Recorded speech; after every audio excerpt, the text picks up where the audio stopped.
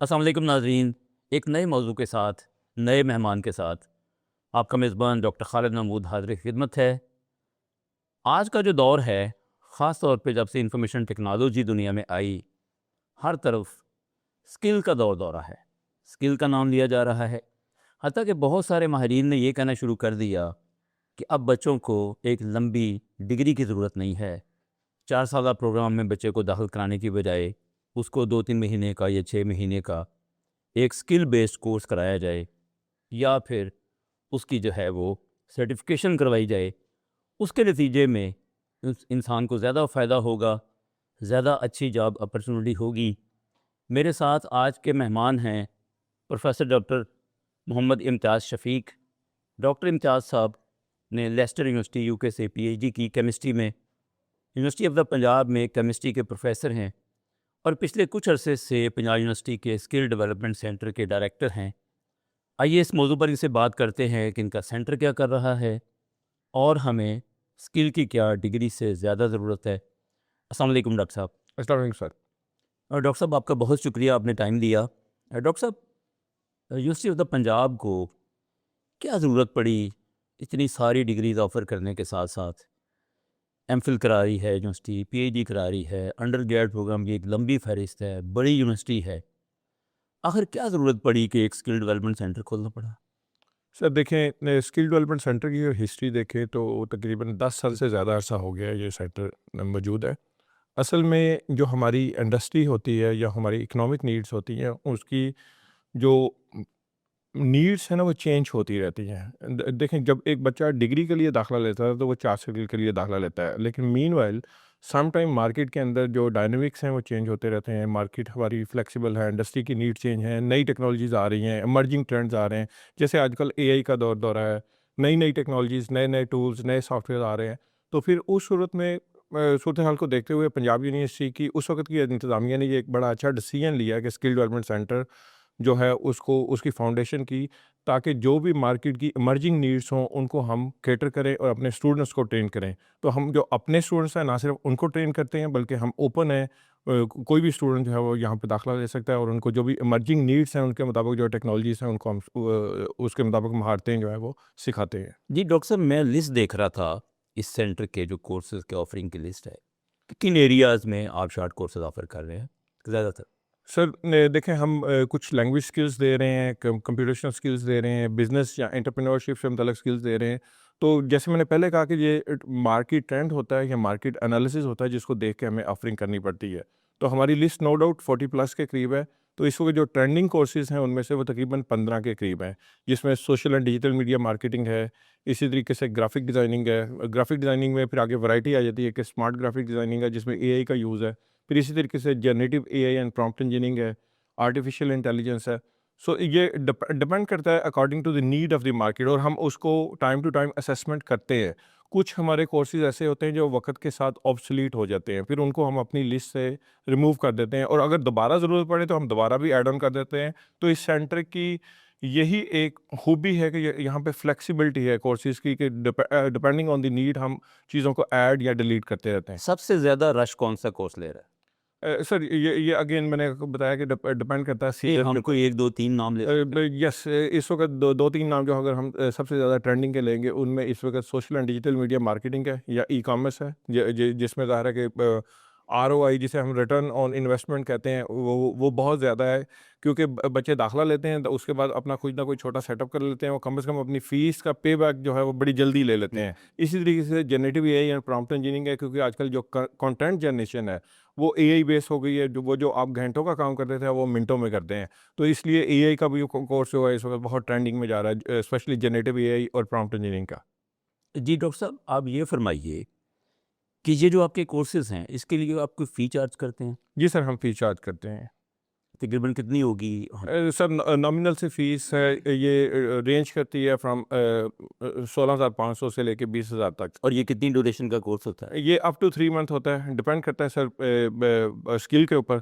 कुछ स्किल्स के में हमारे 48 कॉन्ट्रैक्ट आवर्स होते हैं, कुछ में 60 कॉन्ट्रैक्ट आवर्स होते हैं, और तकरीबन 3 माह के करीब अप टू 3 मंथ्स हम इसको फिनिश कर देते हैं। और टाइमिंग भी फ्लेक्सिबल है, टाइमिंग फ्लेक्सिबल है, सुबह शाम। हम सुबह शाम और वीकेंड के लिए इसलिए ऑफर करते हैं क्योंकि बहुत सारे जो वर्किंग क्लास है वो ऑलरेडी नो डाउट के they have the formal education, वो अपनी अपनी इंडस्ट्री में काम कर रहे हैं, लेकिन जो ट्रेंडिंग नीड्स है मार्केट की उसके मुताबिक अपने आप को पॉलिश करना चाहते हैं, अपनी स्किल इन्हांसमेंट करना चाहते हैं, फर्दर स्किल्स लेना चाह रहे होते हैं, तो उनके लिए ये बड़ी फ्लेक्सिबिलिटी कि हम सैटरडे संडे को भी ऑन होते हैं।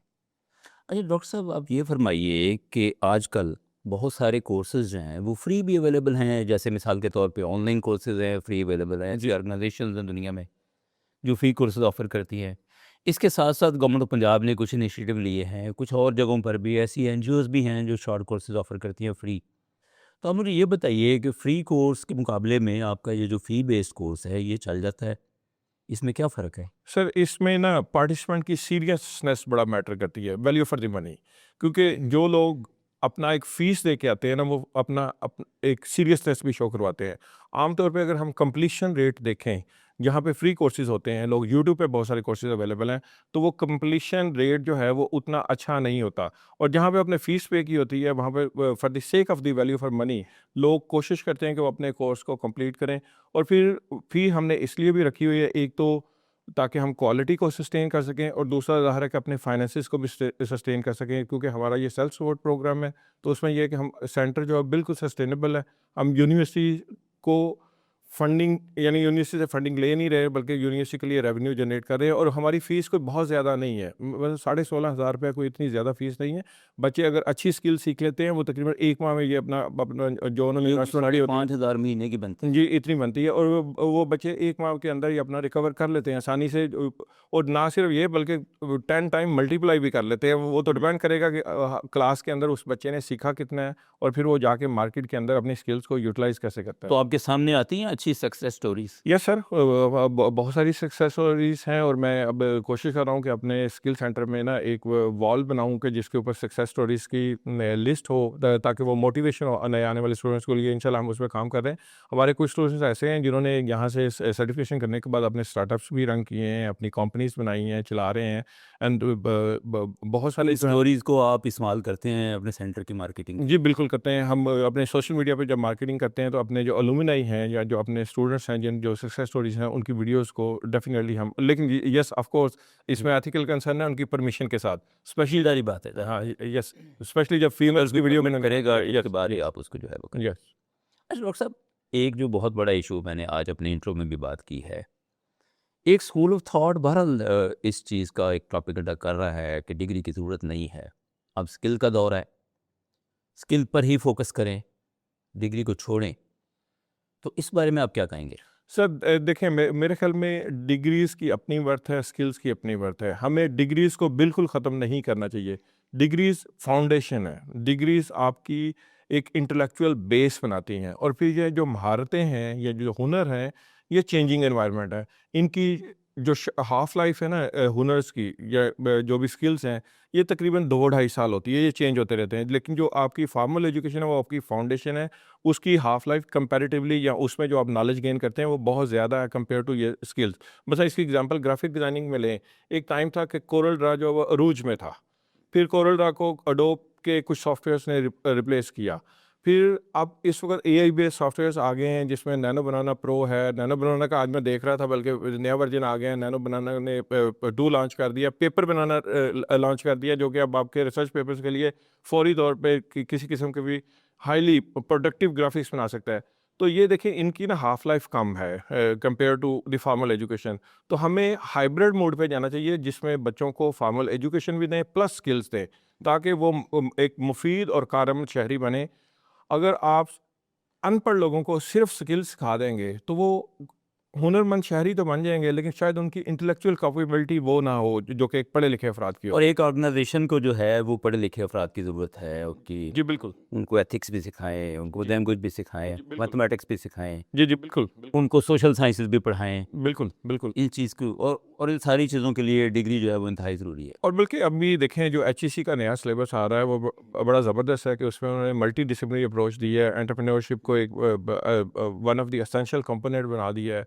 तो आई थिंक हमारी एजुकेशन भी साथ साथ रिफॉर्म कर रही है। कर रही है। और फिर ये स्किल्स का ये फ़ायदा है कि फॉर्मल एजुकेशन के साथ जो जिस वक्त जो मार्केट की ट्रेंडिंग नीड हो, आप उसकी आगे 2 या 3 माह में सर्टिफिकेशन करें और अपने आप को पॉलिश करें, क्योंकि डिग्री तो आपकी फॉरएवर है, लेकिन ये स्किल्स जो है ये इनको आप रिफ्रेश कर सकते हैं। मतलब अभी इस साल आपने 2 महीने का कोई कोर्स किया उस मार्केट की नीड के मुताबिक, 2 साल बाद मुमकिन है आपको एक नया कोर्स करना पड़ जाए। बिल्कुल सही है। तो ये डायनेमिक और फ्लेक्सिबल है स्किल्स जो हैं। अच्छा डॉक्टर साहब, हम इसमें ये भी देखते हैं कि हमारी एचईसी या जो पंजाब एचईसी है, ये तो हमारी हेल्प करती ही है।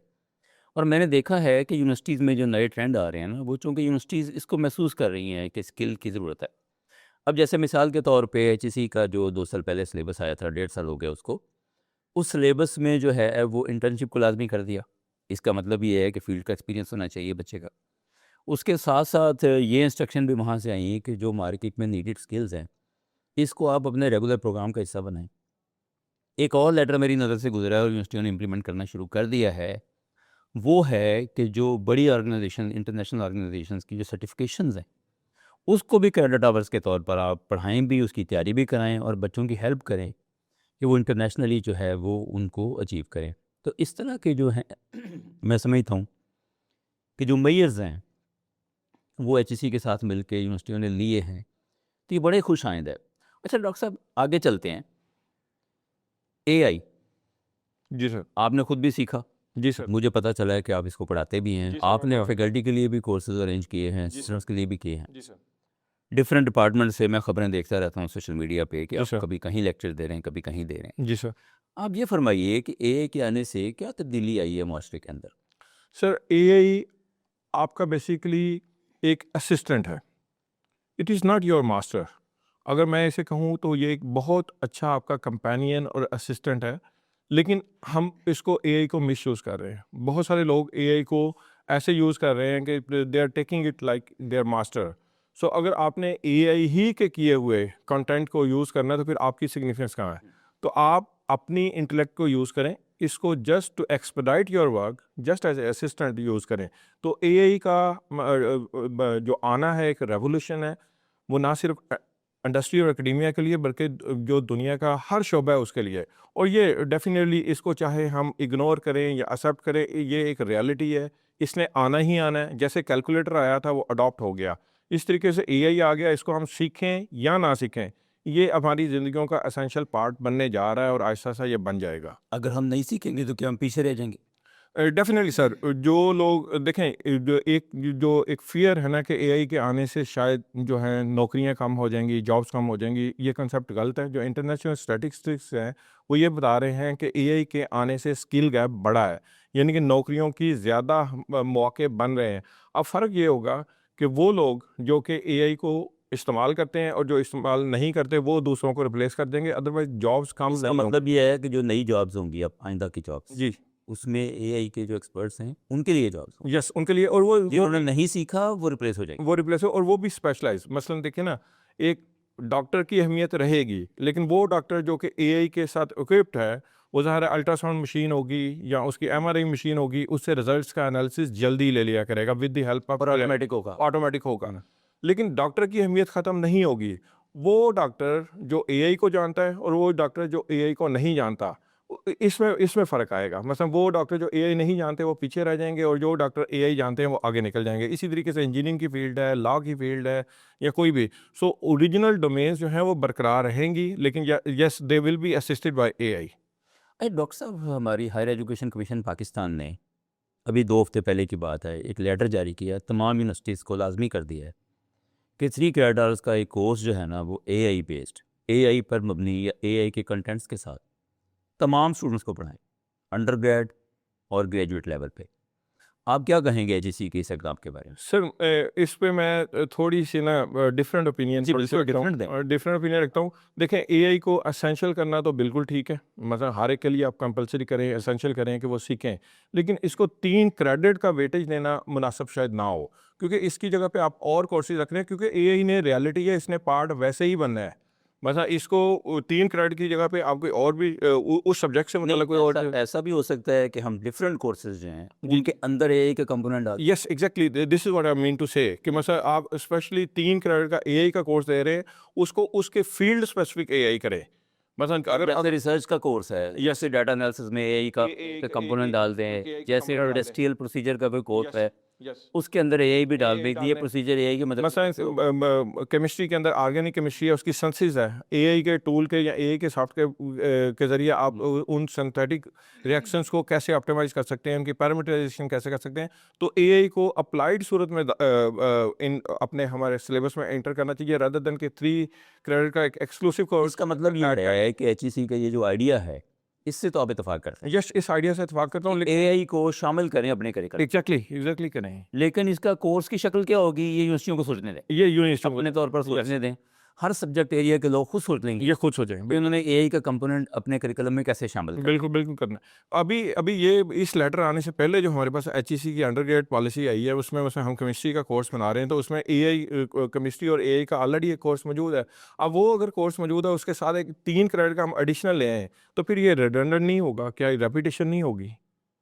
अच्छा डॉक्टर साहब, स्किल की जो ज़रूरत है या सीखने की, तो जो लोग इन सर्विस हैं, जैसे अपनी 16 साल की एजुकेशन मुकम्मल करके किसी फील्ड को ज्वाइन कर चुके हैं, उनके लिए आप क्या कहेंगे कि वो आएँ हमारे सेंटर में और सीखें?